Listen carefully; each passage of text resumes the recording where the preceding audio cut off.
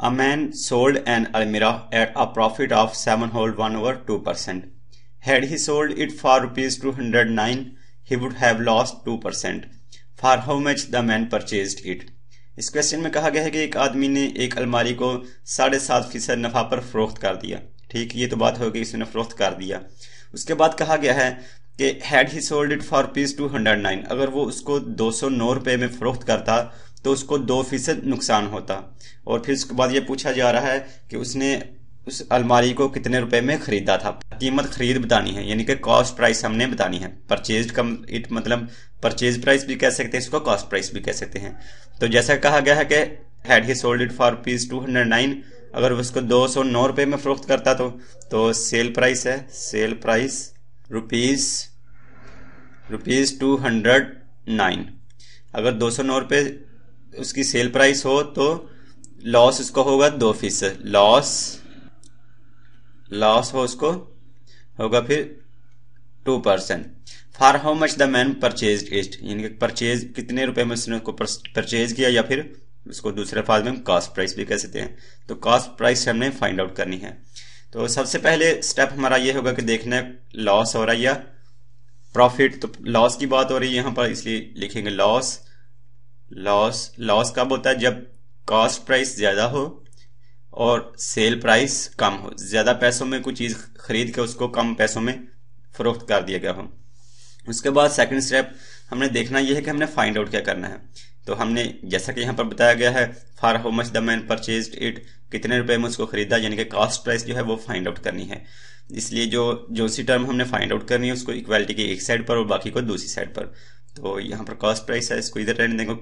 जो sale price इसको by जानब ले जाएंगे लॉस के साथ। तो ये लिखा हुआ लॉस इधर सेल प्राइस पॉजिटिव है तो इधर नेगेटिव है तो इधर आके पॉजिटिव हो जाएगा। प्लस का हो गया सेल प्राइस, तो इधर कॉस्ट प्राइस। अब हम ऐसे कर लेंगे, इसको इजीली सॉल्व करने के लिए जो सी टर्म हमने फाइंड आउट करनी है उसको बाई जानब ले आएंगे।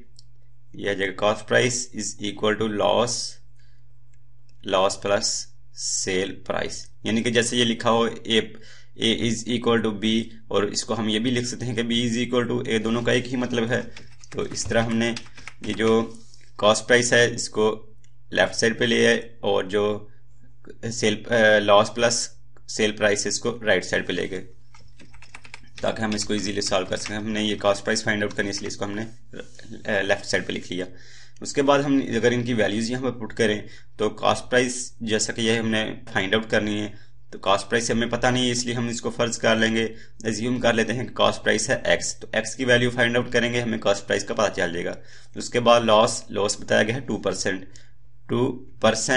लॉस है 2%। लॉस हो या प्रॉफिट हो हमेशा वो कॉस्ट प्राइस में से होती है।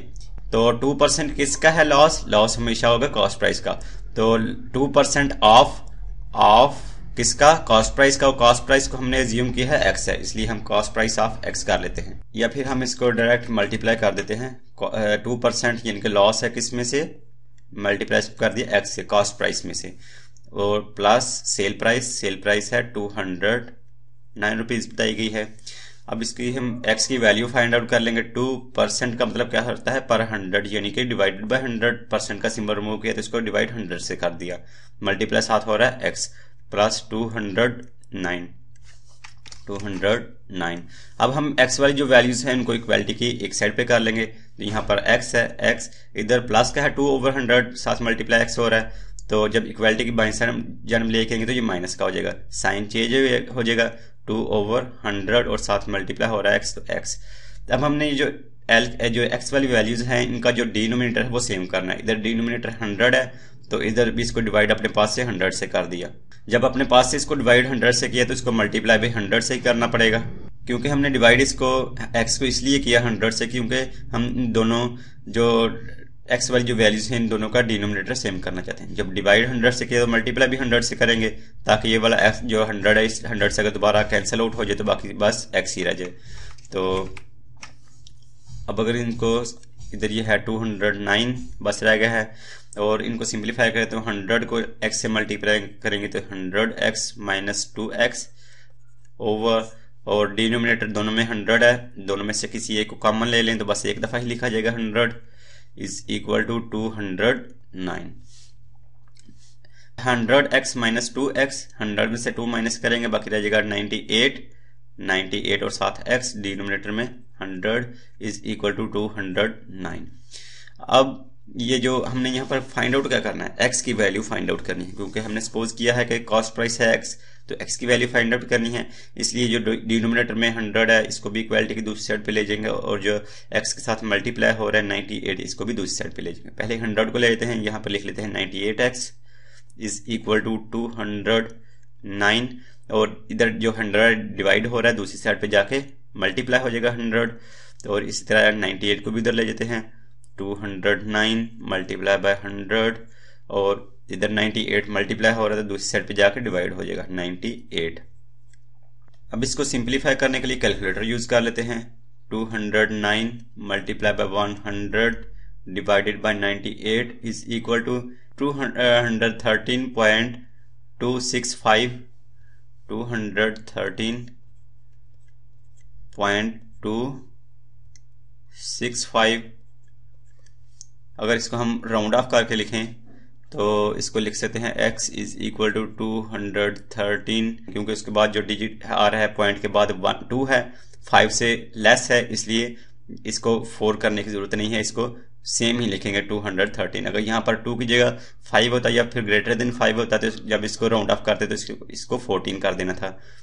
तो यहाँ पर 2 है, 5 से लेस नंबर है, इसलिए यहाँ इसको बस 13 ही लिख लेते हैं राउंड ऑफ करके। x इज इक्वल टू 213, और रुपीस की बात हो रही है इसलिए साथ लिख लेंगे रुपीस। तो x क्या है, x को हमने यहाँ पर सपोज किया है कॉस्ट प्राइस। यहाँ पर जैसे कि हम ये कॉस्ट प्राइस है, इसको अननोन नंबर था इसलिए हमने इसको सपोज कर लिया x, तो इसलिए x is equal to rupees 213 है, इसको हम लिख सकते हैं कॉस्ट प्राइस। कॉस्ट प्राइस को हमने सपोज किया था x है, कॉस्ट प्राइस रुपीज 213।